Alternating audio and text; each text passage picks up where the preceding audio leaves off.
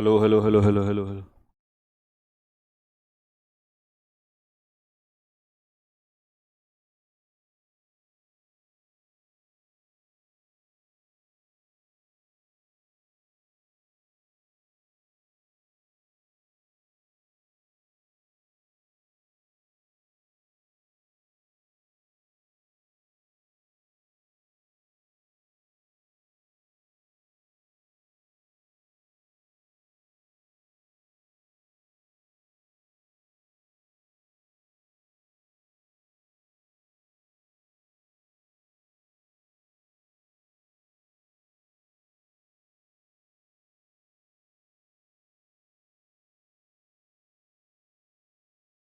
प्यारे बच्चों, नमस्कार सभी को, जय हिंद।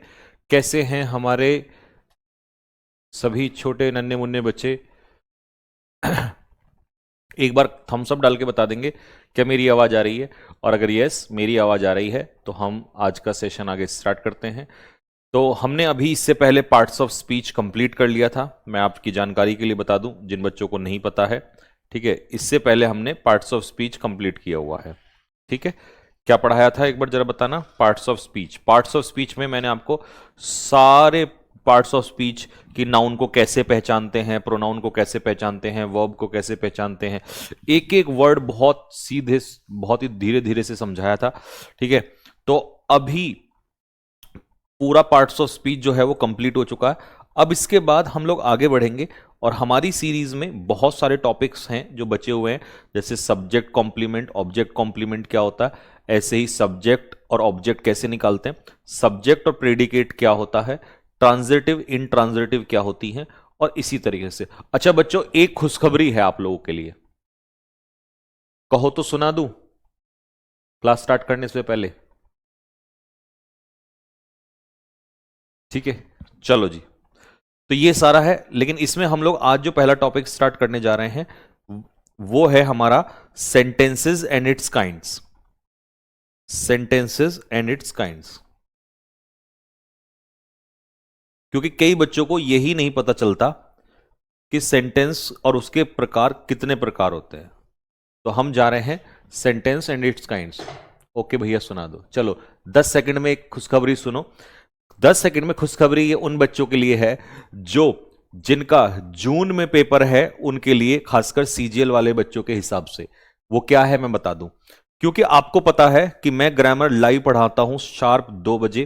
ठीक है, 2 बजे मैं आपकी क्लास स्टार्ट कर देता हूं, और अब तो मैंने रात को 8 PM पे भी आपको क्लास देना स्टार्ट कर दिया है। ठीक है, तो जो 2-2 क्लास हो रही हैं, लेकिन इसमें क्या है कि ग्रामर में आप, क्योंकि बहुत डीप लेके चल रहा हूं, आप नोटिस कर रहे होंगे कि मैं ग्रामर बहुत डीप भी चल रहा हूं, ठीक है, लेकिन स्लो चल रहा हूं। अब स्लो उन बच्चों के लिए अच्छा है जिनका 2026 के बाद के एग्जाम्स हैं या 2027 में एग्जाम है। डीप दोनों के लिए अच्छा है। तो कुछ बच्चों को यह था कि सर इस हिसाब से सिलेबस कैसे पूरा होगा, तो मैंने उनके लिए एक बहुत शानदार चीज की है कि भाई मैं किसी भी बच्चे को नाराज नहीं करना चाहता, मैं हर बच्चे को खुश करना चाहता हूं, चाहे मेहनत के लिए मुझे कितनी भी करनी पड़े। तो अब जब डीप भी करना है और ध्यान, सबको ध्यान में रख के करना है, तो भाई ऐसा तो है नहीं मैं फास्ट करा दूंगा या सिलेबस काट के पढ़ा दूंगा। तो मैंने ये किया है कि जैसे ये बेसिक सभी चल रहा है, चलते रहने दो, चलता चलता रहे। मैं आपके लिए रिकॉर्ड कर रहा हूं एक क्लास, एक चैप्टर की। कौन सा चैप्टर? आपके लिए मैं सब्जेक्ट वर्ब एग्रीमेंट, क्योंकि सबसे ज्यादा क्वेश्चन टीसीएस में इसी से आए हैं 2026 में, 25 में, और 26 में भी सबसे ज्यादा इसी से आएंगे। तो सब्जेक्ट ऑफ एग्रीमेंट का मैं पूरा क्लास जो है उसको रिकॉर्ड कर रहा हूं, और जब तक मैं इसको पूरा करके निपटूंगा तब तक मैं सब्जेक्ट ऑफ एग्रीमेंट भी इधर से पूरा कर चुका होऊंगा। इस और फिर उसके बाद मैं इसकी जितनी भी, जो भी 10 12 13 क्लास होंगी, उन क्लास को आपको डलवा दूंगा एज ए रिकॉर्डेड फॉर्म में। तो इससे क्या होगा कि आप लोग जो है रिकॉर्डेड फॉर्म में भी इंटू 2 में करके उसको देख लोगे, विद पूरा बेसिक्स, विद पूरा प्रैक्टिस, विद एडिक्विटी क्वेश्चंस कंप्लीट, सारे जो भी उसमें आए हुए होंगे। ठीक है, अब बात आई दूसरी कि एक क्वेश्चन ये खड़ा होगा, तो क्या भैया फिर इस वाले चैप्टर को आप लाइव नहीं पढ़ाओगे? इस वाले चैप्टर को आप लाइव नहीं पढ़ाओगे? तो मैं उनसे कहूंगा कि देखो, अगर इस चैप्टर को आपको मुझसे लाइव पढ़ना होगा, सब्जेक्ट ऑफ एग्रीमेंट को, तो लाइव में पढ़ाऊंगा, लेकिन इस चैप्टर को लाइव फिर मैं आगे पढ़ाऊंगा। यानी कि कहने का मतलब है कि सपोज करो मैंने बेसिक्स के बाद टेंस स्टार्ट किया, टेंस, तो मैं टेंस आपको लाइव में पढ़ा रहा हूंगा, ठीक है, सब्जेक्ट ऑफ एग्रीमेंट में आपको रिकॉर्डेड में दे दूंगा, तो इसका मतलब हुआ कि 2 चैप्टर पूरे हो जाएंगे, इस तरीके से आपका सिलेबस भी जल्दी हो जाएगा। लेकिन बात ये होगी कि भैया हमें तो ये लाइव में भी पढ़ना है, तो मैं इस चैप्टर को लाइव पढ़ाऊंगा, लेकिन जब ये जैसे टेंस हो जाएगा, नाउन हो जाएगा, प्रोनाउन हो जाएगा, एडजेक्टिव हो जाएगा, प्रीपोजिशन हो जाएगा, ऐसे, तो मैं इसे लास्ट में रखूंगा सब्जेक्ट ऑफ एग्रीमेंट को। क्यों रखूंगा लास्ट में, क्यों रखूंगा, बताओ बताओ जल्दी से। ये मैं इसलिए रखूंगा क्योंकि मैं यहां पर रिकॉर्डेड में पढ़ा चुका हूं, तो मैक्सिमम बच्चे पढ़ चुके होंगे, बट कुछ बच्चे कहेंगे नहीं हमें तो लाइव में ही पढ़ना है, तो मैं इसको फिर लाइव में पढ़ाऊंगा, लेकिन लास्ट में पढ़ाऊंगा। तो इससे मैंने क्या दिमाग लगाया, मैंने इससे यह दिमाग लगाया कि देखो लाइव में पढ़ने वाला बच्चा यहां पर पढ़ लेगा, और रिकॉर्ड जिसको यह है कि यार हमें ये फर्क नहीं पड़ता, बट हमें भाई का बेस्ट कंटेंट चाहिए, लेकिन टाइम पे पूरा हो जाए क्योंकि पेपर भी आ रहा है धीरे धीरे, तो उस बच्चे के लिए ये रामबाण साबित होने वाला है, रामबाण। आगे बात समझ में? सर मन की बात कैसे पकड़ी आपने? तो भाई मन की बात तो हम ऐसे ही पकड़ लेते हैं क्योंकि हमें पता है बच्चों का पेपर है नजदीक, तो इसलिए ठीक है। ग्रामर की प्रैक्टिस तो बेटा जब लगेगी, जब पहले चैप्टर तो पूरा होने दो, तभी तो लगेगी। ये डायरेक्ट क्वेश्चन प्रैक्टिस करवा दूं, और इससे तुम्हारा रिवीजन भी हो जाएगा, ठीक है, इससे तुम्हारा रिवीजन भी हो जाएगा, ठीक है, इससे तुम्हारा क्या भी हो जाएगा, रिवीजन भी हो जाएगा। अभी तुम रिकॉर्डेड में पढ़ लेना, और जब मैं यहां लाइव में लास्ट में पढ़ाऊंगा तब तुम इससे लाइव में पढ़ लेना, ठीक है। तो जैसे मर्जी वैसे पढ़ लेना आप। हर चैप्टर के मॉक दूंगा, हर चैप्टर के लास्ट में प्रैक्टिस क्वेश्चंस दूंगा, ठीक है। चलो, तो ये मैंने प्लान किया था, होपफुली यह प्लान आपको अच्छा लगा होगा। चलो जी, अब आते हैं हम लोग सेंटेंस के ऊपर। सबसे पहले सेंटेंस होता क्या है? A group of words which makes a complete sense is called a sentence. मतलब शब्दों का एक समूह जो एक अर्थ देता हो उसे कहते हैं हम सेंटेंस। यानी कि इसको अगर मैं हिंदी में कहूं तो हिंदी में आप कहोगे शब्दों का एक समूह, शब्दों का एक समूह जो पूर्ण रूप से अर्थ यानी कि मीनिंग देता हो, पूर्ण रूप से अर्थ देता हो, उसे हम कहते हैं सेंटेंस।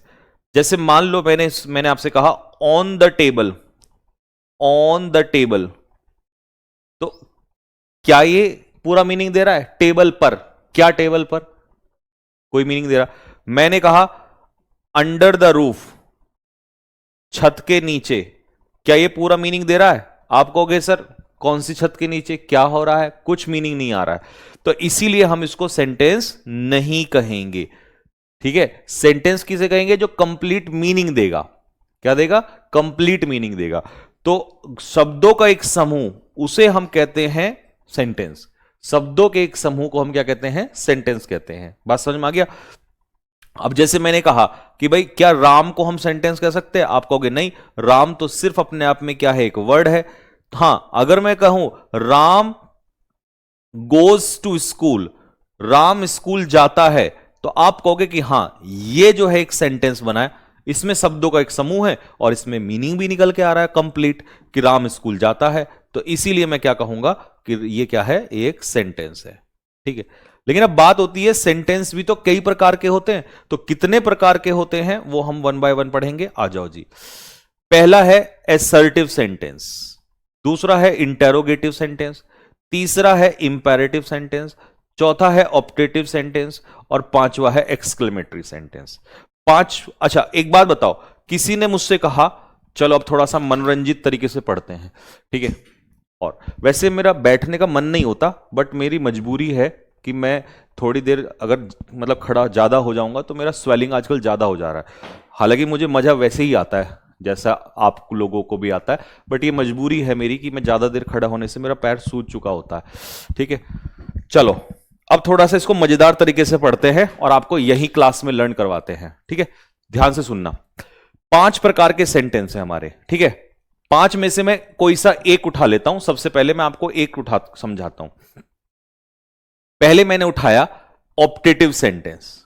ऑप्टेटिव सेंटेंस कौन से होंगे? जरूरी नहीं है कि ये वाला ही पढ़ोगे, कोई सा भी आप एक उठा लो, ठीक है। अच्छा, इसकी नंबरिंग गलत डली है, नंबरिंग गलत डली है। इसको हम 1 2 3 4 एंड 5, 1 2 3 4 एंड 5 कर लेते हैं, ठीक है। 5 प्रकार के सेंटेंस होते हैं, एसर्टिव, इंटेरोगेटिव, इंपेरेटिव, ऑप्टेटिव और एक्सक्लेमेटरी। भैया जी कौन से सेंटेंस इंपेरेटिव, वो सॉरी ऑप्टेटिव सेंटेंस होते हैं? तो मैं आपको देसी लाइफ में वो करवाता हूं। आपने देखा होगा आपके देसी लाइफ में क्या होता है कि जो हमारी माताएं होती हैं, है ना, हमारे घर वाले होते हैं, हमारी दादी होती हैं, वो आपको आशीर्वाद देती हैं, देती है ना, देती है। आपके सर पे ऐसे हाथ रख देगी, अरे मेरा बच्चा, अरे मेरा चांद लाल जीता रहे, ऐसे करती है ना, करती है कि नहीं करती हैं? ऐसे यूं पुचकारती है दोनों हाथों से यूं करके, ठीक है, चल जीता रहे, तेरी नौकरी लगे, तेरी बढ़िया सी सोनी सी बहू आए, ऐसे बोलती है नहीं बोलती है? तो इसका मतलब हमारी दादी उस समय पर कौन से टाइप का सेंटेंस यूज करती है? आज के बाद जिंदगी में ना भूलना, जब भी दादी सिर पे हाथ रखे, जब भी मम्मी सर पे हाथ रखे, समझ जाना कौन सा सेंटेंस स्टार्ट हो गया है, ऑप्टेटिव सेंटेंस स्टार्ट हो गया है। मतलब वो सेंटेंसेस जिसमें हम किसी के लिए, वो सेंटेंसेस जिसमें हम किसी के लिए विश करते हैं, विशेस, या किसी को ब्लेसिंग्स, आशीर्वाद देते हैं, या किसी को कर्स का मतलब होता है श्राप देते हैं, या किसी के लिए प्रे करते हैं, प्रार्थना। जब भी आपकी गर्लफ्रेंड आपके लिए प्रार्थना करे, हे प्रभु, हे भोलेनाथ, मेरे दोस्त के लिए आप जल्दी से जल्दी नौकरी लगा दीजिए, फिर उसके बाद हम दोनों शादी करेंगे, तो समझ जाइए कि उस समय पर कौन से सेंटेंस का प्रयोग किया जा रहा होगा। उस समय पर ऑप्टेटिव सेंटेंस का प्रयोग किया जा रहा होगा, ठीक है। हाँ सर, बटवे सी बहू आवे नु कहवे हाँ, तो बटवे सी मुंह बहू आवे ना, ये कौन सा सेंटेंस है? ये इंपेरेटिव सेंटेंस है, ठीक है। बात समझ में आ गई? सिलेबस की टेंशन मत लो, जून तक आपको पहले ही काफी कुछ करा चुका हूंगा, पेपर बाहर नहीं आएगा, बस इतनी टेंशन मत लो, ठीक है। उस सब की क्लास छोड़ दो, कितनी क्लास होंगी टोटल, श्लोक धीमान, यार ये सब बेवकूफी वाली बात है कि कितनी क्लास होंगी, मैं अपने आप करा दूंगा कितनी क्लास होंगी। ये सारे क्वेश्चन पूछने के हैं ये। चलो वापस आते हैं, ये सब क्वेश्चन मत पूछा करो, मैं अपने आप करा दूंगा, ठीक है। सीजीएल तक लगभग मैं करा चुका हूंगा, आपको टेंशन मत लो। हाँ, दूतो नहाओ फूलो फलो तो ये कौन सा सेंटेंस है? ये होता है ऑप्टेटिव सेंटेंस। विशेस, ब्लेसिंग्स, कर्स, प्रेयर, ये होता है हमारा ऑप्टेटिव सेंटेंस, ठीक है भैया। तो भैया आज के बाद आपने हमें बताया कि जब भी दादी सर पे हाथ रखेंगी, या जब भी हमारी गर्लफ्रेंड जो है हमारे लिए प्रार्थना करेगी, या हमारी मम्मी हमें आशीर्वाद देंगी, ठीक है, या हमारे लिए मनोकामना करेंगी भगवान से, तो वहां पर ऑप्टेटिव सेंटेंस होगा। और हां, ध्यान रखना, अगर तुमने अपनी गर्लफ्रेंड का दिल तोड़ा, तो भाई ध्यान रखना, वो तुम्हें क्या दे देगी? वो तुम्हें दे देगी श्राप। तो इसीलिए वो ये भी कहेगी, क्या कहेगी? नरक में जाएगा एक दिन, तूने मेरा दिल तोड़ा है ना। तो इसीलिए दिल मत तोड़ना किसी का, नहीं तो श्राप मिलता है। तो ये सारे जो हैं ये हमारे ऑप्टेटिव सेंटेंस होते हैं। क्लियर हो गया? बात समझ में आ गई सभी को?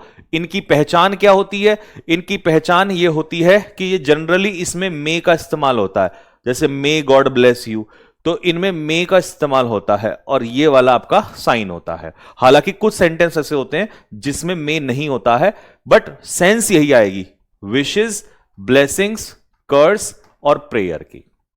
क्लियर?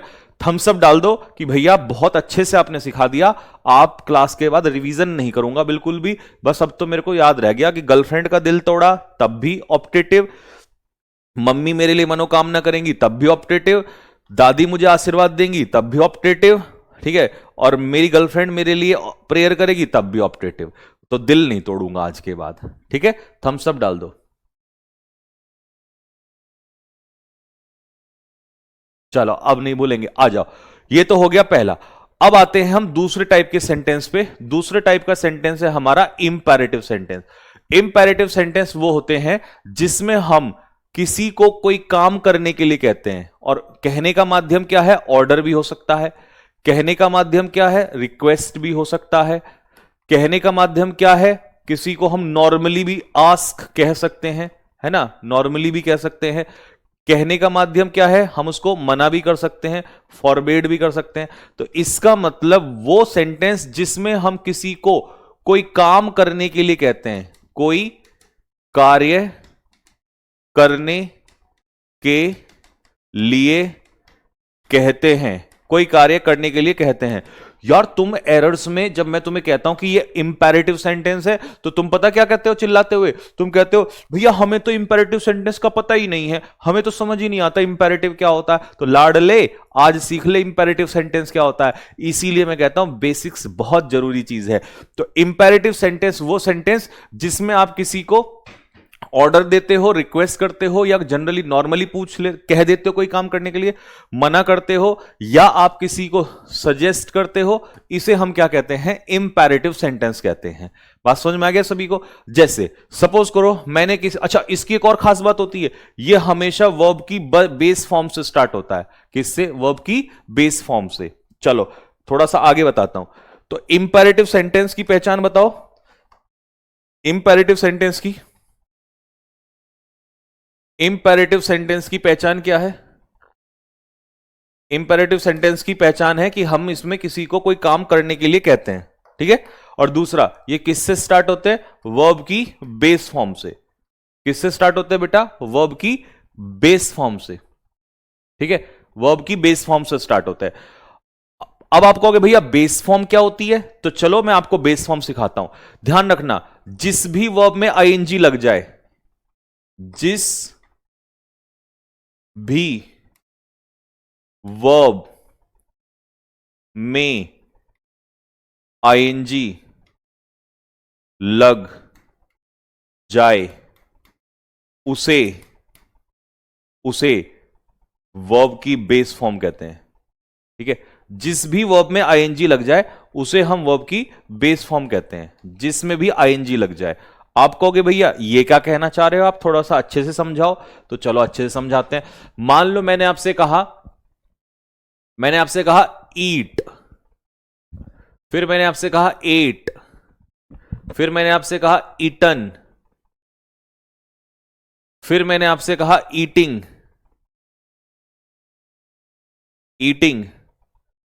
फिर मैंने आपसे कहा ईट्स। अब ये 5 फॉर्म हैं, इनमें से कौन सी बेस फॉर्म कहलाएगी मुझे ये बता दो भाई। जिस बच्चे को ये हो ना, बोला जी मैं तो गधा हूं, मुझे ना आता समझ में, मुझे तो बिल्कुल देसी में बताओ, तो देखो उसके लिए क्या बताऊंगा। उसके लिए ये है कि जहां आईएनजी लग सके। अब तुम आईएनजी लगा के देखो कि आईएनजी कहां लगेगा। ईट्स में आईएनजी लग सकेगा? ईट्सिंग नहीं। ईटिंग में आईएनजी लग जाएगा? क्योंकि आईएनजी तो यहां पहले ही है, और प्लस आईएनजी लगा के 2 आईएनजी हो जाएंगे, ईटिंगिंग हो जाएगा? नहीं, ये गलत है। ईटनिंग गलत, एटनिंग गलत, ईटिंग। इसका मतलब इसमें ही तुम आईएनजी लगा सकते हो दोस्त। तो यही तुम्हारी क्या है? वर्ब की बेस फॉर्म है। आगे समझ में? बात क्लियर हो गया? बात समझ में आ गया? अब मैं एक हमारा बच्चा पेठे से मुंह का ठीक है, पेठे से मुंह का, वो पता क्या कह रहा है? वो कह रहा है ईटिंग। क्या कह रहा है जी? ईटिंग। पता वो क्यों कह रहा है? वो यूं कह रहा है कि आईएनजी है इसमें। भैया आईएनजी पहले से नहीं होना चाहिए, आईएनजी लग सके। इसमें आईएनजी नहीं लग सकता, इसमें तो लगा हुआ है, लगा हुआ है, इसमें आईएनजी लगा हुआ है। तो आईएनजी लगा हुआ नहीं होना चाहिए, आईएनजी लगा सके ना। इसमें लगा सकते, इसमें लगा हुआ है, इसमें भी लगा सकते, इसमें भी लगा सकते, इसमें ही लगा सकते हैं। तो इसीलिए मेरे भाई ध्यान से सुनो कि वर्ब की बेस फॉर्म होती है जिसमें आईएनजी लग जाए, जिसमें आईएनजी लग जाए। अब मैं आपको एक और ऑप्शन देता हूं, तो बताना वर्ब की बेस फॉर्म इनमें से कौन सी है, ठीक है? बता दोगे? चलो अब मैं देखता हूं कि कौन बताएगा आप में से, ठीक है। तो इसमें आईएनजी लग जाएगा। अब यहां पर देखो, ये मैंने लिया हैव, ठीक है, यहां मैंने लिया हैड, यहां फिर मैंने हैड लिया, यहां मैंने लिया हैविंग, और यहां मैंने लिया हैज। अब बताओ, बताओ कौन सी फॉर्म इसकी बेस फॉर्म होगी? ये तो वर्ब की पांचवी फॉर्म है, ये वर्ब की चौथी फॉर्म है, ये वर्ब की तीसरी फॉर्म है, ये वर्ब की दूसरी फॉर्म है, और ये वर्ब की फर्स्ट फॉर्म है। ठीक है, अब बताओ किस में आईएनजी लग सकता है, कौन सी बेस फॉर्म है? अगर मैं कहूं इनमें से बेस फॉर्म कौन सी है, क्या हैजिंग ना, हैविंगिंग ना, इसमें तो लगा हुआ है, यहां ऑलरेडी लगा हुआ है, यहां ऑलरेडी लगा हुआ है, इसमें लग नहीं सकता हेडिंग हेडिंग। तो आंसर क्या होगा? ये हमारी है वर्ब की बेस फॉर्म। क्यों है बेस फॉर्म? क्योंकि हैविंग, इसी का हैविंग हम कर सकते हैं। तो बात समझ में आ गया?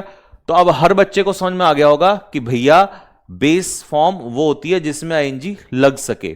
ठीक है, तो इंपैरेटिव सेंटेंस किससे स्टार्ट होते हैं? वर्ब की बेस फॉर्म से स्टार्ट होते हैं। ठीक है जी, वर्ब की बेस फॉर्म से। बात समझ में आ गई? चलो, अब मैंने आपसे कहा कि भाई, मैंने कहा यहां से हे कम हेयर, इधर आओ। मैंने कहा गो देयर,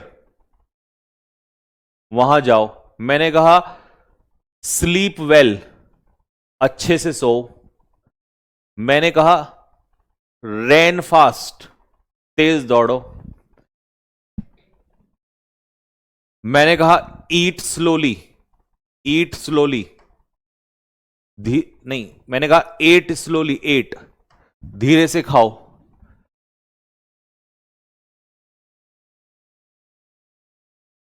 मैंने कहा बी हैप्पी, खुश रहो।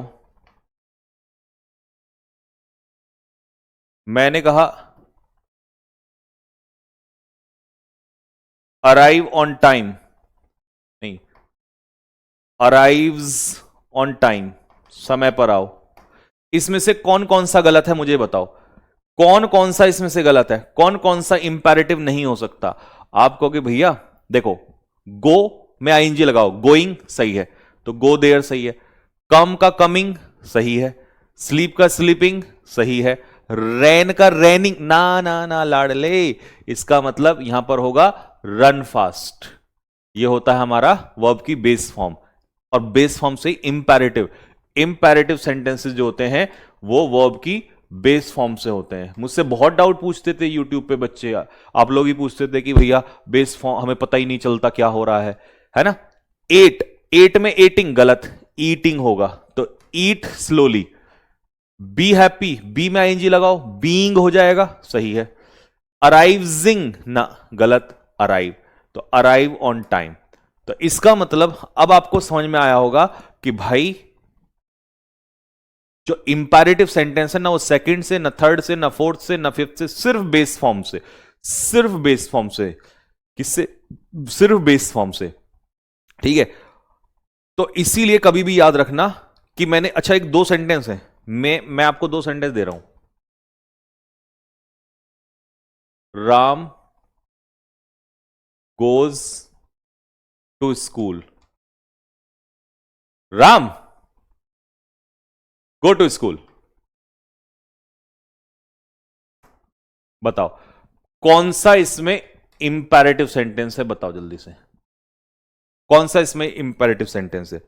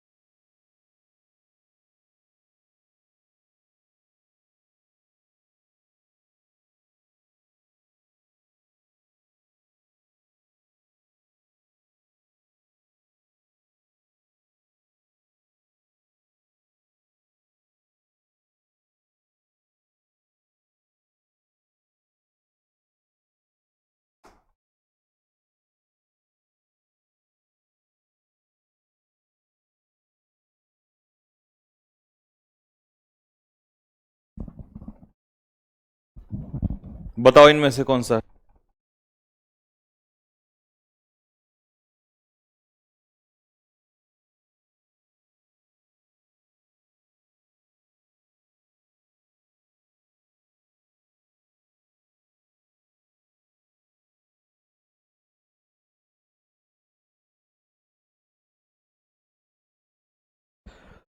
हाँ जी, बताओ जरा फटाफट। Ram goes to school, Ram go to school. एक सेकेंड रुकना बच्चा। हाँ संदीप, हेलो।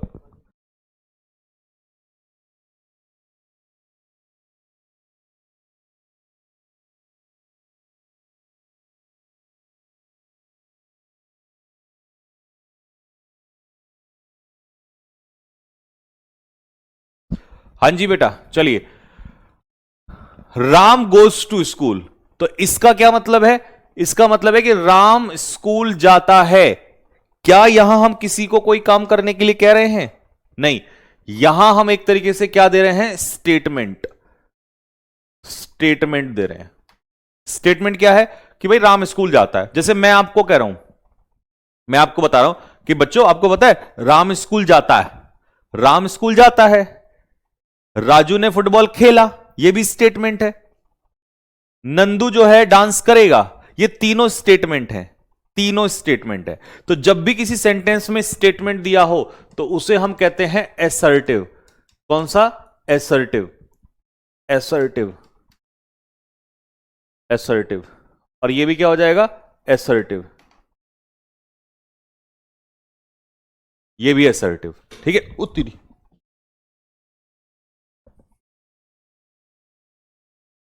अरे भैया वैसे ही चोट लग रखी है फिर। हाँ जी, तो देखो मैंने आपको तीन स्टेटमेंट दिए। क्या दिया? राम स्कूल जाता है, स्टेटमेंट है। राजू ने फुटबॉल खेली, यह भी स्टेटमेंट है। नंदू डांस करेगा, यह भी स्टेटमेंट है। लेकिन यह स्टेटमेंट नहीं है। क्यों? क्योंकि मैं यहां राम को कुछ करने के लिए कह रहा हूं। यहां राम को करने के लिए नहीं कह रहा हूं। यहां राम को करने के लिए कहा जा रहा है। यहां तो जो राम काम करता है उसके बारे में बताया जा रहा है। जब हम किसी को कोई काम करने के लिए कहते हैं, जब हम किसी को कोई काम करने के लिए कहते हैं, जब हम किसी को कोई काम करने के लिए कहते हैं तो उसे कहते हैं assertive sentence. Sorry, imperative sentence. तो जब हम किसी को कोई काम करने के लिए कहते हैं तो उसे इंपैरेटिव सेंटेंस कहा जाता है। यहां पर फुटबॉल खेलने के लिए कहा जा रहा है। आप राजू लिखो या ना लिखो, इसकी कोई वैल्यू नहीं है। यहां पर राम लिखो या ना लिखो, इसकी कोई वैल्यू नहीं है। यहां पर नंदू लिखो या ना लिखो, इसकी कोई वैल्यू नहीं है।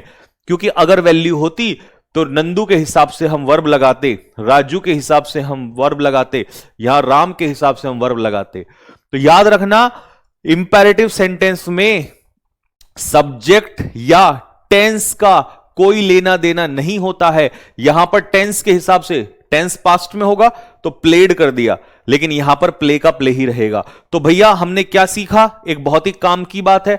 जो भैया नोट्स बनाते हैं हैंड रिटन, वो ये वाली बात लिखना, ऐसे बादलों में से लिखना। क्या क्या लिखना है? कि इंपैरेटिव, इंपैरेटिव वाक्यों में सब्जेक्ट और टेंस का वर्ब से कोई लेना देना नहीं होता। कोई लेना देना नहीं होता है। बस आपको तो एक ही बात याद रखनी है। क्या? वर्ब की बेस फॉर्म, वर्ब की बेस फॉर्म, वर्ब की बेस फॉर्म। ठीक है, बात समझ में आया? तो मैं कोई काम करने के लिए तो कह रहा हूं, हे डांस, नाच, नाच। तो जब वहां पर कौन है? हाँ सही तो है। हाँ बस ये कि दो चार प्रपोजिशन और लगा दो पीछे, जैसे एट लगा रखा है ना, तो ऐसे एट विद, मतलब एक दो और लगा दो, ज्यादा नहीं, ऊपर नीचे साइड में है ना। हाँ, तो वो वाला जो गाना है, नाच मेरी बुलबुल तुझे पैसा मिलेगा, तो इसका मतलब वो कौन सा सेंटेंस यूज कर रहा होता है बताओ? जब वो इसे कहता है नाच मेरी बुलबुल तुझे, इसका मतलब वो उसको नाचने के लिए कह रहा है, नाच नहीं रही है, वो नचाने के लिए कह रहा है। नाच है ना, नाच बसंती नाच। तो बसंती के लिए कौन सा सेंटेंस यूज किया जा रहा है? इंपैरेटिव। तो हम बसंती को नचा रहे हैं, ठीक है।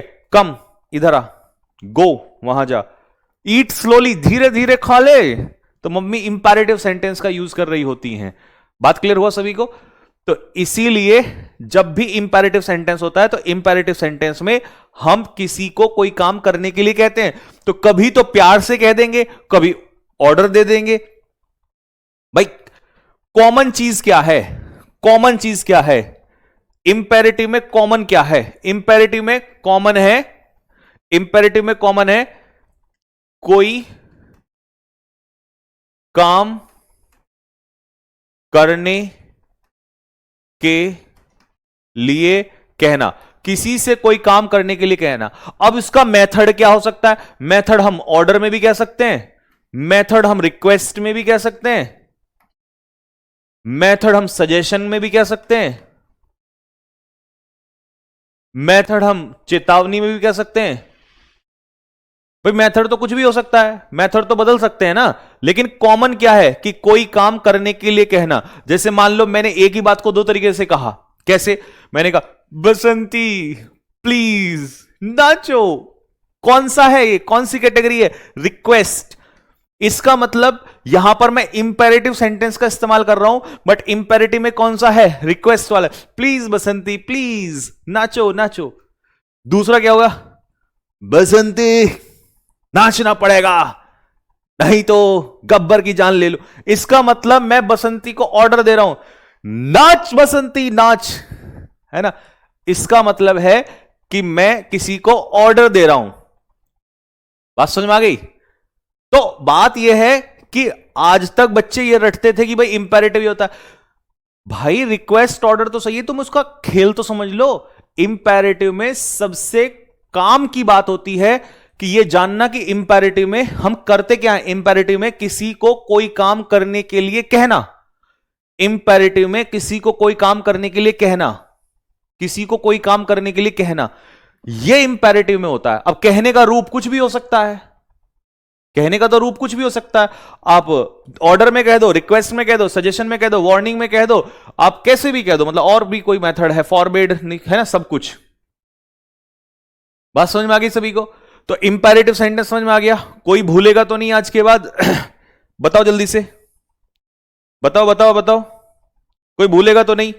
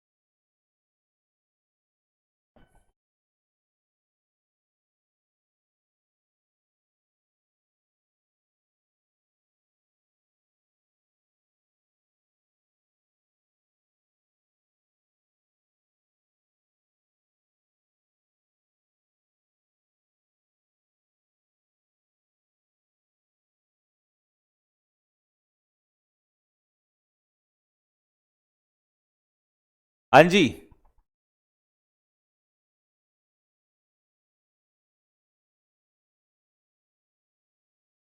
बताओ जल्दी से। तो अब इसमें मुझे बताओ कौन सा सेंटेंस इंपेरेटिव है?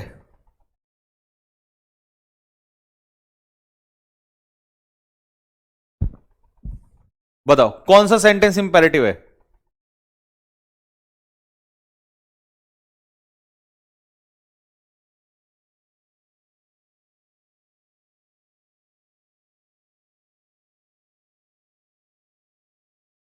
दोनों ही इंपेरेटिव हैं, ऐसा कहने वाले लोग नालायक हैं, और जो कह रहे हैं ऊपर वाला वो भी नालायक है।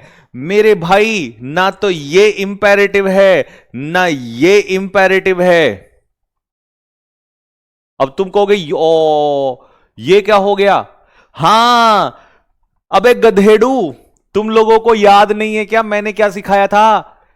क्या सिखाया था? तुमने बस सेंटेंस का मीनिंग तो सोच लिया कि गब्बर ने बसंती को कहा डांस बसंती डांस। ये तो मैं एक स्टेटमेंट बता रहा हूं, ये तो मैं एक स्टेटमेंट बता रहा हूं कि भाई बच्चों पता है गब्बर ने बसंती को नाचने को कहा। ये तो एक स्टेटमेंट हो गया। गब्बर ने बसंती से पूछा क्या तुम नाचोगी, ये तो दोनों स्टेटमेंट हैं। ये इनडायरेक्ट स्पीच है, लेकिन ये दोनों एसर्टिव हैं। यहां सेंटेंस की शुरुआत किससे हो रही है? जब भी सेंटेंस की शुरुआत सब्जेक्ट से करोगे, सब्जेक्ट से करोगे तो वो कौन सा सेंटेंस होगा? वो एसर्टिव होगा, एसर्टिव। तो मेरे भाई ये दोनों के दोनों सेंटेंस जो हैं वो एसर्टिव सेंटेंस हैं। इसीलिए तो तुम डेप्थ में नहीं पढ़ते थे अब से पहले। ये दोनों के दोनों एसर्टिव हैं, दोनों के दोनों। समझ रहे हो? गब्बर ने बसंती से कहा, ये तो मैं तुम्हें बता रहा हूं, मैं तुम्हें बता रहा हूं कि पता है गब्बर ने ऐसा कहा। जब सब्जेक्ट मतलब जब स्पीकर खुद लिसनर से बात करेगा। इंपेरेटिव की खास बात पता है क्या होती है? इंपेरेटिव की खास बात यह होती है कि इसमें स्पीकर खुद लिसनर से बात करता है। स्पीकर मतलब जो बोल रहा है। अगर मेरे सामने बसंती होगी तभी यह काम होगा।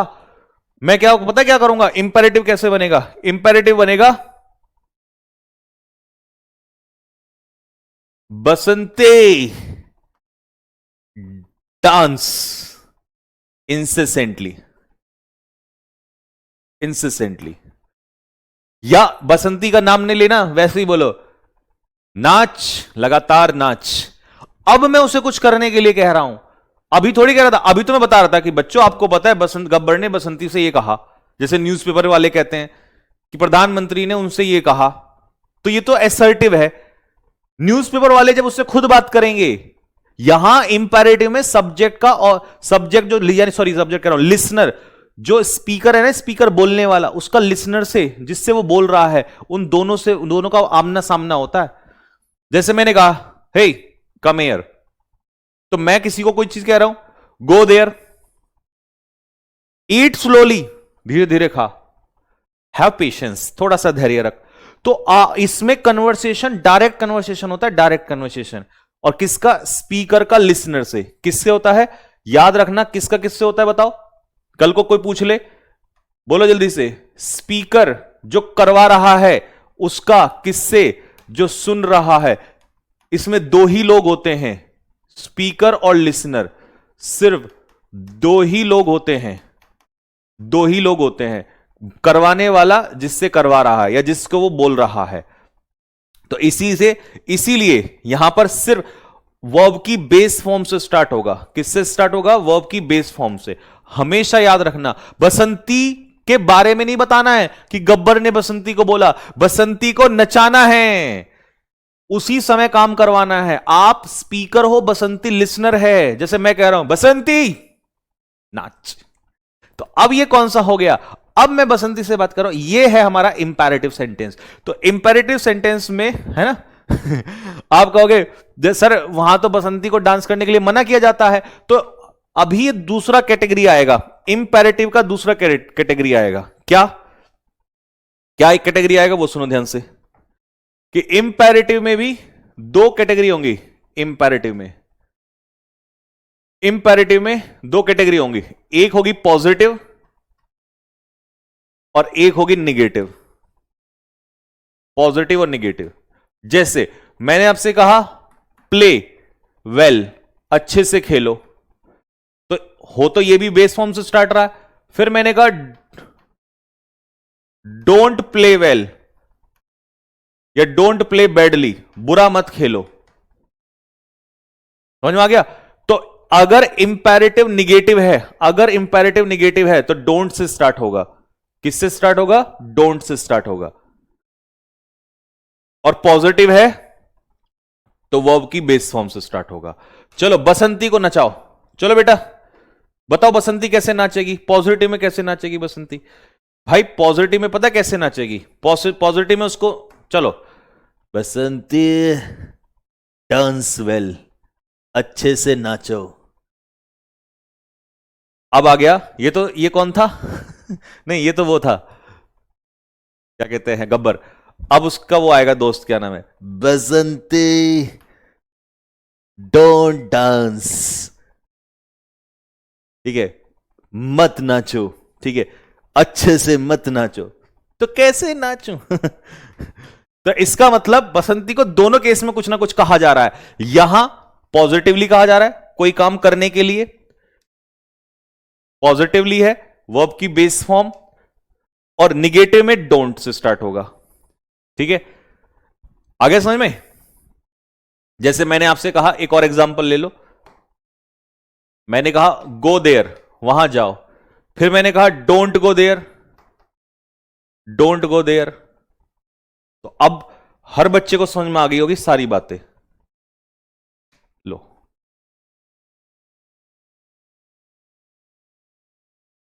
आगे समझ में? ठीक है, चलो, तो इंपेरेटिव की सारी कहानी समझ में आ गई। वापस आओ, रिवीजन करवाता हूं, रिवीजन। सबसे पहले इंपेरेटिव सेंटेंस में हम किसी को कोई काम करने के लिए कहते हैं। कहने का तरीका ऑर्डर, रिक्वेस्ट, सजेशन, वार्निंग, कुछ भी हो सकता है। इसमें दो ही लोग शामिल होते हैं, स्पीकर जो नचवाता है मतलब जो कोई काम करने के लिए कहता है, और जिससे कहेगा वो सामने लिसनर होगा, ठीक है, बात समझ में आ गया? और हां, सब्जेक्ट का कोई लेना देना, सब्जेक्ट का वर्ब से कोई लेना देना नहीं होता। ये इंपेरेटिव वाक्यों में सब्जेक्ट और टेंस का कोई वर्ब से लेना देना नहीं होता है, ठीक है। तो ये आपको सारे एग्जाम्पल के माध्यम से समझा दिया, ये भी समझा दिया। तो आपको ये दोनों कैटेगरी समझ में आ गई बेटा? बताओ जल्दी से। अब यही तो है डीप में पढ़ने का, यही तो मजा होता है कि एक बार पढ़ लिया बस पूरी जिंदगी अब दिक्कत नहीं है। तो ये वाला भी समझा दिया, ये वाला भी समझा दिया, ठीक है। अब मैं आपको तीसरी कैटेगरी समझाता हूं, इंटेरोगेट नहीं, पहले सीधा एसर्टिव समझा देता हूं। एसर्टिव से एसर्टिव वो होते हैं जिसमें हम कोई स्टेटमेंट, जिसमें कोई स्टेटमेंट देते हैं। यहां किसी के बीच में कोई कन्वर्सेशन नहीं होता है, ना किसी को कोई श्राप दिया जाता है, ना किसी के लिए कोई प्रार्थना होती है, ना किसी को कोई आशीर्वाद दिया जाता है। यहां बस कोई व्यक्ति क्या काम करता है उसके बारे में एक स्टेटमेंट दे देते हैं, या स्टेटमेंट कह दो या ओपिनियन कह दो, स्टेटमेंट या ओपिनियन कह सकते हो, ठीक है। जैसे कि मैंने आपसे कहा, आगे ले लेता हूं इसके,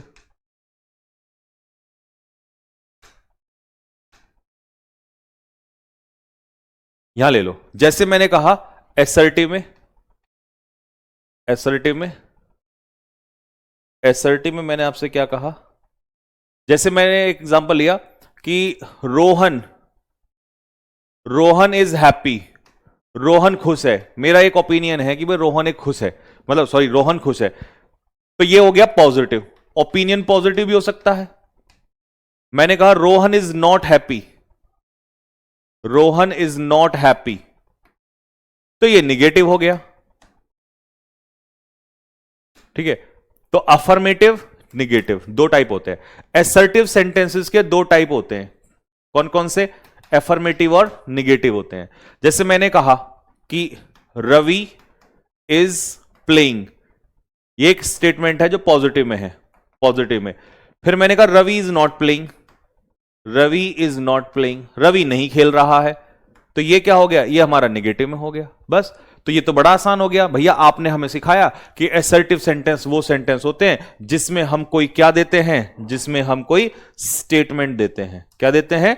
स्टेटमेंट देते हैं, या जिसमें हम कोई ओपिनियन देते हैं, स्टेटमेंट या ओपिनियन देते हैं, ठीक है।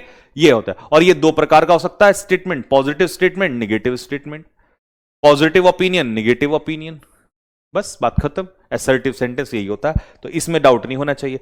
अब हम आते हैं इंटेरोगेटिव सेंटेंस पे। कौन सा सेंटेंस? Interrogative sentence. अच्छा बेटा, ये लिखा हुआ मिलेगा आपको? कभी सोचो भैया बस इतना इतना ही लिखवाओगे, नहीं, आपका भाई हल्के में थोड़ी, ये पूरा लिखा हुआ मिलेगा, सारी बात। ये तो मैं आपको पिक्चर मेथड से सिखा रहा हूं, है ना, लिखा हुआ तो वहां पर है। अच्छा, अब है हमारा इंटेरोगेटिव सेंटेंस। इंटेरोगेटिव सेंटेंस क्या होता है? इंटेरोगेटिव सेंटेंसेस वो सेंटेंसेस होते हैं जिसमें हम किसी से कोई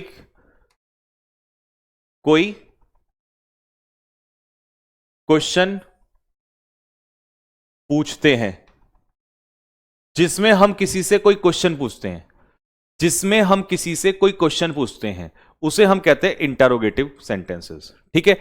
और ये कितने टाइप का होता है मेरे भाई? ये दो टाइप का होता है, ठीक है। एक होता है आपका जो यस ऑब्लिक नो टाइप होता है, यस ऑब्लिक नो, और एक होता है W H word, W H word. Yes no जो हमारा हेल्पिंग वर्ब से स्टार्ट होता है, हेल्पिंग वर्ब से, और ये किससे स्टार्ट होता है, डब्ल्यू एच वर्ड, यानी कि जैसे वाई, वेयर, हाउ, एटसेट्रा। बात समझ में आ गया? अच्छा, ग्रामेरियन की भाषा में इसे कहते हैं, इसे कहते हैं क्लोज एंडेड, क्लोज एंडेड, और इसे कहते हैं ओपन एंडेड, ओपन एंडेड। ऐसा क्यों कहा जाता है उसका मैं रीजन दे देता हूं, रीजन बताता हूं। क्लोज एंडेड इसलिए कहते हैं क्योंकि ये हेल्पिंग वर्ब से स्टार्ट होता है, और इसमें do you play football, football, और इसे कहते हैं, जैसे मान लो हमने कहा why do you play football, why do you play football, why do you play football. अब तुम एक बात बताओ, यहां पर है डू यू प्ले फुटबॉल, क्या तुम फुटबॉल खेलते हो, यहां पर है तुम फुटबॉल क्यों खेलते हो, तो मुझे बताओ क्लोज आंसर किस में आएगा, इसमें क्लोज आएगा। मैंने कहा do you play football, yes, no, do you play football, yes, no. यहां पर आंसर सिर्फ हमें यस और नो में देना होता है। जब भी वाक्य की शुरुआत हेल्पिंग वर्ब से होती है तो आप यस और नो में जवाब दे सकते हो। यहां पर क्या होता है, यहां पर आप बहुत लंबा चौड़ा भाषण दे सकते हो, why do you play football, क्यों खेलते हो तुम फुटबॉल, तो आप बता सकते हो मजा आता है, दिमाग तेज होता है, आनंद ही आनंद है, बचपन से शौक है। यहां बोलने के लिए बहुत कुछ होता है। जब भी डब्ल्यू एच वर्ड से सेंटेंस स्टार्ट होता है तो आपका आंसर ओपन होता है, इसीलिए इसको ओपन एंडेड कहते हैं। यहां पर आपका आंसर क्लोज होता है, इसीलिए इसको क्लोज एंडेड कहते हैं।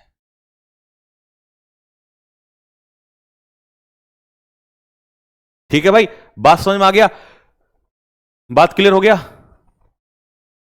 तो इंटेरोगेटिव कितने प्रकार के होते हैं, चलो सभी लोग मेरी तरीके से उंगली उठाकर बोलेंगे,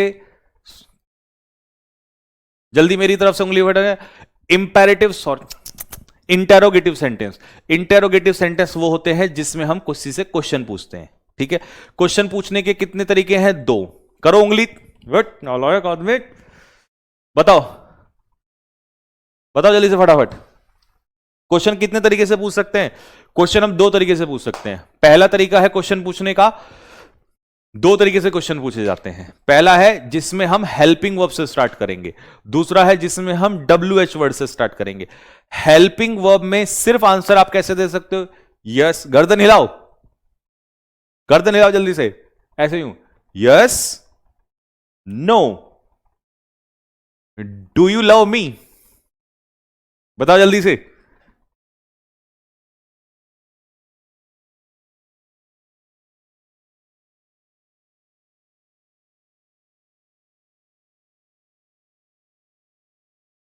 बताओ, डू यू लव मी, आप क्या बोलोगे, यस, नो, फिर मैं कहूंगा why do you love me, because, आप लंबा चौड़ा रास्ता बनाओगे यहां पर। ठीक है, बात समझ में आ गया? आप लंबी चौड़ी बातें बताओगे कि इसलिए करते हैं या इसलिए नहीं करते हैं, तो आप बताओगे उसमें। ठीक है, तो इसीलिए हमारा दो टाइप के हुआ, इंटेरोगेटिव सेंटेंस दो टाइप के होते हैं। ठीक है भैया, एकदम ऑफलाइन वाली फीलिंग आ रही। ठीक है, तो इसीलिए मेरे भाई ये जो है आपको दो प्रकार के होते हैं, एक जिसमें आप यस नो दोगे और एक जिसमें आप पूरा एक्सप्लेनेशन दोगे। ठीक है, इसमें ओपन होता है। ठीक है, आगे समझ में? यहां से मेरा एक सवाल है तुम लोगों से, अब मैं एक सवाल पूछ लूं तुमसे, पूछ लूं क्या दोस्त? कह दूं तुम्हें, क्या चुप रहूं, दिल में मेरे आज क्या है, जो बोलो तो जानू।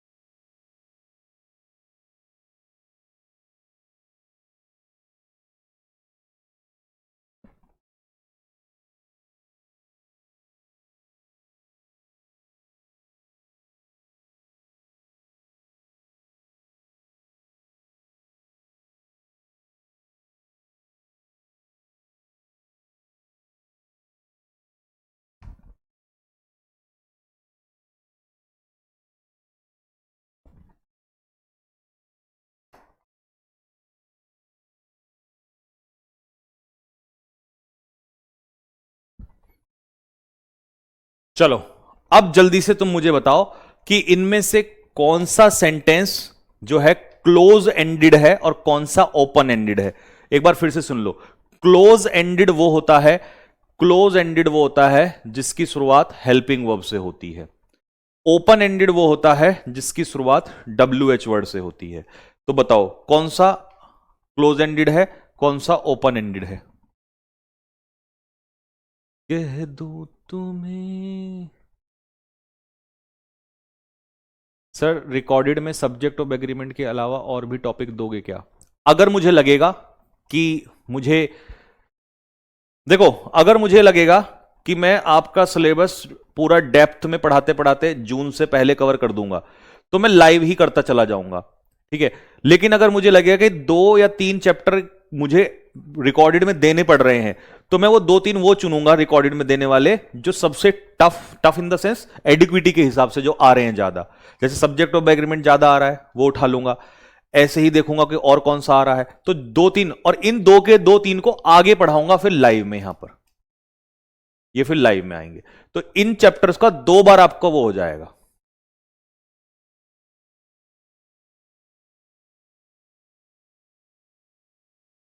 देखो, सबसे पहले अपना आंसर मुझे बताना, स्कोर बताना। पहला, फर्स्ट वाला हेल्पिंग वर्ब से स्टार्ट हो रहा है तो ये हो जाएगा हमारा close ended, close ended. Why open ended, open ended. Do you know, अब यहां कुछ बच्चे फंस जाते हैं, वो कहते हैं भैया इसमें तो हेल्पिंग वर्ब भी है और यहां तो WH वर्ड भी है, लेकिन ये WH वर्ड जो है ना बेटा सेंटेंस के बीच में, सेंटेंस के बीच में अगर WH वर्ड आ रहा है तो इससे डिसाइड नहीं होगा इंटेरोगेटिव, ये तो रिलेटिव एडवर्ब का काम करेगा, रिलेटिव एडवर्ब का काम करेगा, ये रोल नहीं प्ले करता। इंटेरोगेटिव यहां पर, जैसे यहां पर था ये स्टार्टिंग में, तो यहां पर ये किसका काम कर रहा था? Interrogative adverb, interrogative adverb, interrogative adverb, क्योंकि सेंटेंस की शुरुआत में आ रहा है ना। सेंटेंस के बीच में जब ये आता है तो इसके बाद तो वैसे भी हेल्पिंग वर्ब नहीं आती है क्योंकि ये इंटेरोगेटिव नहीं है, तो इसलिए सब्जेक्ट पहले आता है और वर्ब बाद में आती है। यहां पर हेल्पिंग वर्ब पहले आती है और सब्जेक्ट, इंटेरोगेटिव में यही तो होता है, हेल्पिंग वर्ब पहले सब्जेक्ट बाद में। ठीक है, गेट बंद कर दो। ठीक है भाई, अब ये चौथे वाला देखो, चौथे वाला इसमें कोई सा नहीं है, चौथे वाला एसर्टिव सेंटेंस है। एसर्टिव क्यों? क्योंकि इसकी शुरुआत किससे हो रही है? सब्जेक्ट से हो रही है, और जब सब्जेक्ट से सेंटेंस की शुरुआत हो तो वो एसर्टिव सेंटेंस होता है। ये हेल्पिंग वर्ब, ये WH वर्ड, ये हेल्पिंग वर्ब, ये सब्जेक्ट। कह दूं तुम्हें क्या चुप रहूं, चौथा गलत कर दिया है तो पिटोगे तो जानोगे किस चार। हाँ, अब बताओ, जो तुम कह रहे थे ना, जो तुम ये बोल रहे थे ना यहां पे कि ये है ना, तुमने ये जो देखा ना ये WH वर्ड, ये सेंटेंस के मिडिल में है। सेंटेंस के मिडिल में जब होता है तो या तो वो रिलेटिव एडवर्ब होता है या वो कंजक्शन का काम कर रहा है, जोड़ने का काम कर रहा है, इस क्लॉज को इस क्लॉज से जोड़ने का काम कर रहा है। तो सेंटेंस के मिडिल में इंटरोगेटिव नहीं होता यहां पर। ये देखो ना, सब्जेक्ट पहले और हेल्पिंग वर्ब बाद में आ रहा है। ओ शिट, अब ऐसा कहने का मन कर रहा होगा, ओ शिट, पेपर में मत करना ये ओ शिट, ठीक है भाई। तो ये एसर्टिव सेंटेंस है। तो इससे हमने ये सीखा, तो इससे हमने ये सीखा, क्या सीखा बताओ? कि जब भी WH वर्ड सेंटेंस के मिडिल में होगा उस समय पर ये इंटेरोगेटिव नहीं होगा, ठीक है। जब भी WH वर्ड सेंटेंस के बीच में होगा तो वहां पर पहले क्या आएगा? पहले हेल्पिंग वर्ब आएगी या सब्जेक्ट आएगा? बसंती, पहले सब्जेक्ट आएगा, उसके बाद, उसके बाद वर्ब आएगी, सब्जेक्ट के बाद वर्ब आएगी, ठीक है। लेकिन अगर ये सेंटेंस की शुरुआत में आ गया, अगर शुरुआत ही WH वर्ड से हो गई, अगर शुरुआत ही WH वर्ड से हो गई तो अब तो पहले हेल्पिंग वर्ब को आना पड़ेगा क्योंकि उसके बाद सब्जेक्ट इंटेरोगेटिव सेंटेंस बनेगा। ठीक है जी। तो WH वर्ड से अगर शुरुआत होगी तो पहले हेल्पिंग वर्ब फिर सब्जेक्ट, पहले हेल्पिंग वर्ब फिर सब्जेक्ट। ठीक है, यहां पर पहले सब्जेक्ट फिर हेल्पिंग वर्ब या मेन वर्ब जो भी आएगा।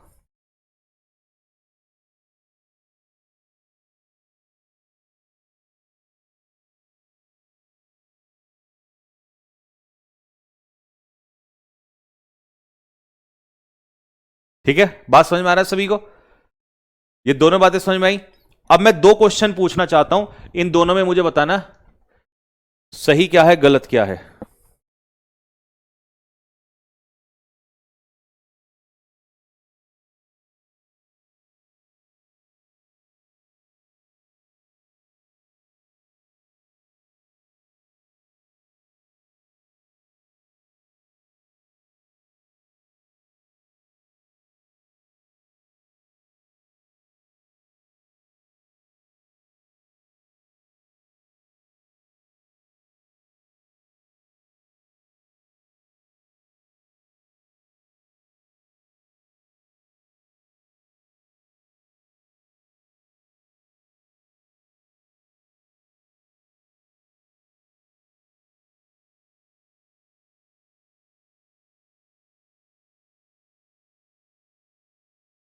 कह दूं तुम्हें दोस्तों, ये जो क्वेश्चन है ये इंटेरोगेटिव है,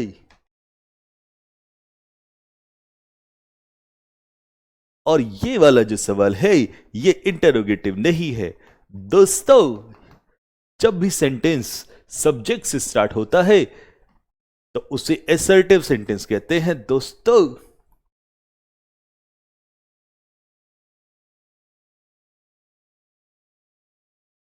बताइए क्या करेक्शन होगा इसमें?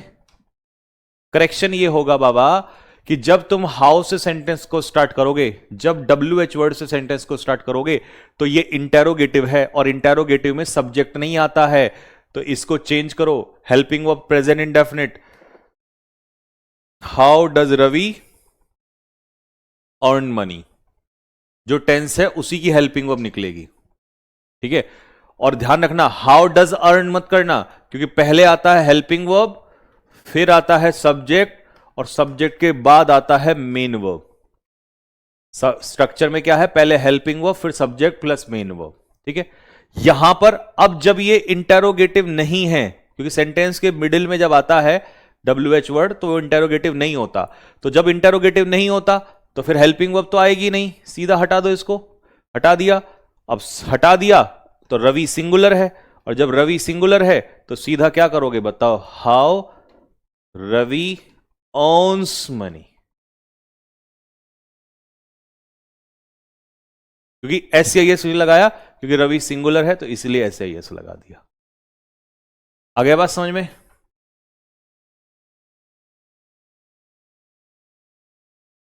Sir question mark compulsory? हाँ बिल्कुल, क्यों नहीं होगा कंपलसरी, इंटेरोगेटिव सेंटेंस में क्वेश्चन मार्क कंपलसरी होता है। लास्ट क्या है, लास्ट सेंटेंस है आपका, लास्ट सेंटेंस है आज का हमारा एक्सक्लेमेटरी। वाओ, कितना सुंदर दिख रही हो तुम ओ चिड़िया, है ना। तो एक्सक्लेमेटरी में हम लोग कौन से सेंटेंस, एक्सक्लेमेटरी सेंटेंस कौन से होते हैं? एक्सक्लेमेटरी सेंटेंस वो होते हैं जिनमें हम सडन फीलिंग्स, सडन फीलिंग्स, अब वो चाहे कुछ भी हो, चाहे वो खुशी की हो, चाहे वो दुख की हो, कोई भी हो, उसे हम कहते हैं एक्सक्लेमेटरी सेंटेंस। ठीक है, चलो जी, एक्सक्लेमेटरी सेंटेंस का एग्जांपल देके समझाता हूं आपको। कह दूं तुम्हें क्या चुप रहे, दिल में मेरे आज क्या है, तो बोलो तो जानू। बोर तो नहीं हो रहे तुम ऐसा फर्जी गाना सुन के? चलो नहीं सुनाता हूं।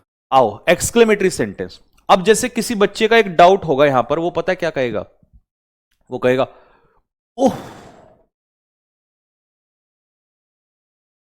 आई हैव लॉस्ट माई पर्स, मैंने अपना पर्स खो दिया है। Oh, I have lost my purse. Wow, wow, what a beautiful, what a beautiful bird. कितनी सुंदर, कितनी सुंदर है तुम चिड़िया, व्हाट अ ब्यूटीफुल बर्ड। अब कई बच्चे कहेंगे भैया आपने तो पढ़ाया था ये इंटरजेक्शन होता है, तो ओ गधेड़ू, इंटरजेक्शन ये होता है, ये इंटरजेक्शन होता है। इंटरजेक्शन एक वर्ड होता है, तो ये अपने आप में एक वर्ड है, ये अपने आप में एक वर्ड है, पर ये पूरा तो नहीं है ना, ये पूरा तो नहीं है ना, ये पूरा तो क्या है, वाक्य है, ये पूरा तो क्या है, एक्सक्लेमेटरी वाक्य है, एक्सक्लेमेटरी सेंटेंस है, ठीक है ना। तो अब बहुत सारे बच्चों का डाउट क्लियर होगा, सर आप ऑफलाइन से भी तगड़ा पढ़ाते हो, हम लोग हंसते हंसते बेहोश हो जाते हैं। बेटा मैंने ना 8 से 9 साल ऑफलाइन पढ़ाया है, तो मेरे अंदर वो ऑफलाइन वाला अध्यापक हमेशा जिंदा रहता है। इसीलिए कहते हैं कि ऑफलाइन वाला टीचर अगर ऑनलाइन में अपनी पर आ जाए तो डांस बसंती, डांस, डांस, ठीक है जी।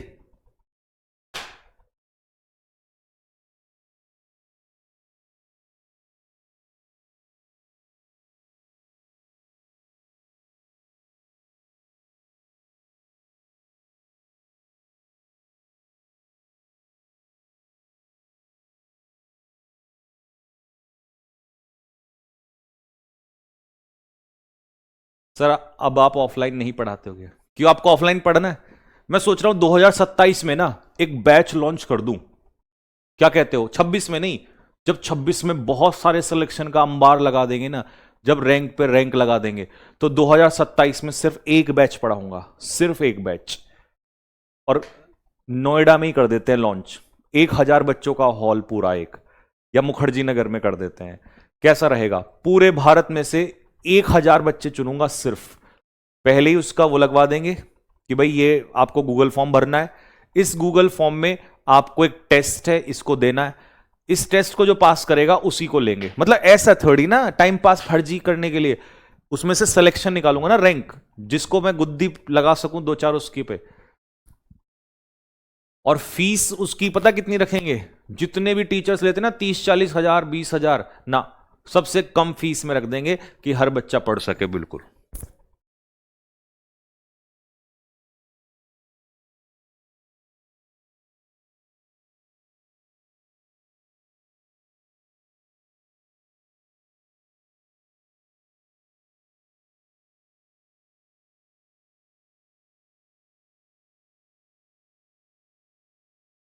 ठीक है, तो इसीलिए मैं सोच रहा हूं कि 2027 की 1 जनवरी को बैच लॉन्च करेंगे, ठीक है भाई।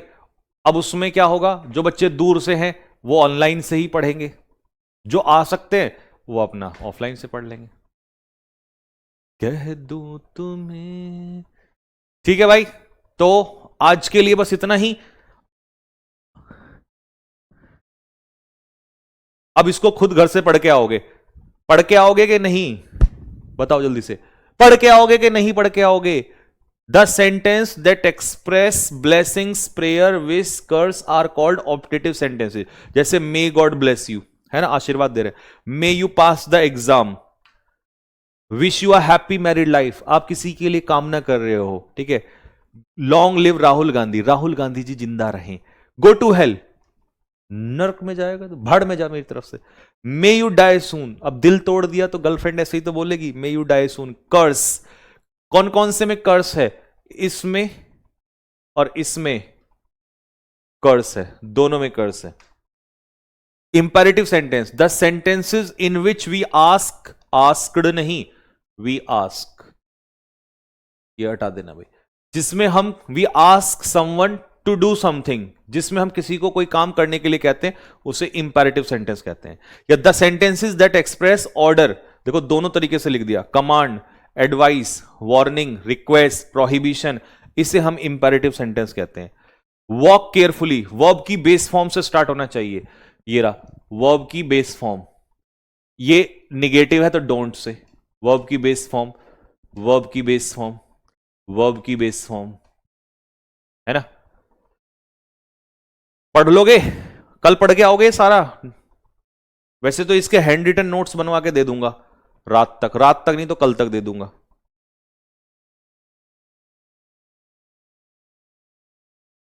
ठीक है भाई। फिर एक्सक्लेमेटरी सेंटेंस, ये रहे एक्सक्लेमेटरी सेंटेंस। फिर एसर्टिव सेंटेंस, उनको डिक्लेरेटिव भी कहते हैं, बात वही है। ये रहा। एसर्टिव सेंटेंस दो प्रकार के होते हैं, पॉजिटिव निगेटिव। इंटेरोगेटिव सेंटेंस दो प्रकार के होते हैं, close ended open ended. Close ended की स्ट्रक्चर लिख के दे रखी है पूरी, कि हेल्पिंग वर्ब फिर सब्जेक्ट फिर मेन वर्ब। ओपन एंडेड में WH वर्ड से शुरुआत होगी। एग्जाम्पल भी दे दिए, do they help the poor, who do they help the poor, who नहीं होगा, वाई होगा, why do they help the poor, क्यों गरीबों की मदद करते हैं। Are the children making a noise, क्या बच्चे शोर मचा रहे हैं। Where were you playing football, तुम फुटबॉल कहां खेल रहे थे। अब ये भी देखिए ये रॉन्ग है, बट ये रॉन्ग क्यों है, क्योंकि WH वर्ड से शुरुआत हुई है तो पहले सब्जेक्ट नहीं आएगा, पहले हेल्पिंग वर्ब आएगी। यहां पर उल्टा कर दिया, सब्जेक्ट पहले ला दिया हेल्पिंग वर्ब, तो जबकि WH वर्ड से शुरुआत हुआ है तो पहले हेल्पिंग वर्ब फिर सब्जेक्ट फिर मेन वर्ब। तो समझ रहे हो बेहतरीन तरीके से। एग्जाम्पल अब ये भी लिख के दे दिया, अगर WH वर्ड सेंटेंस के मिडिल में आते हैं तो we do not use helping verb after them, उनके बाद हेल्पिंग वर्ब यूज नहीं करते, we use subject after them. ठीक है, और अगर शुरुआत में है तो पहले हेल्पिंग वर्ब, ये भी लिख के दे दिया। एग्जाम्पल भी लिख के दे दिया कि देखो यहां पर WH वर्ड सेंटेंस के मिडिल में है ना, तो इसीलिए हेल्पिंग वर्ब पहले नहीं आएगी। ठीक है, तो पहले आएगा सब्जेक्ट और फिर आएगा आपका हेल्पिंग वर्ब। एग्जाम्पल पूरे दे रखे हैं भर भर के।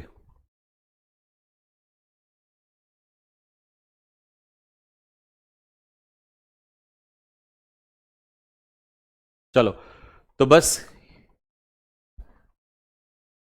ठीक है, तो बस यहीं तक रखते हैं, ये हो गया। अच्छा सैटरडे को मैं सोच रहा हूं 10 मिनट का सेशन हम लोग बातचीत का रखेंगे। ठीक है, सैटरडे को हम बातचीत का सेशन रखेंगे। तो चलिए भाई यहां तक ही आप इसको कर लेना, इसके नोट्स डलवा दूंगा मैं आप लोगों के लिए। ओके चलो रात को मिलते हैं 8 बजे, तब तक के लिए सभी को जय हिंद।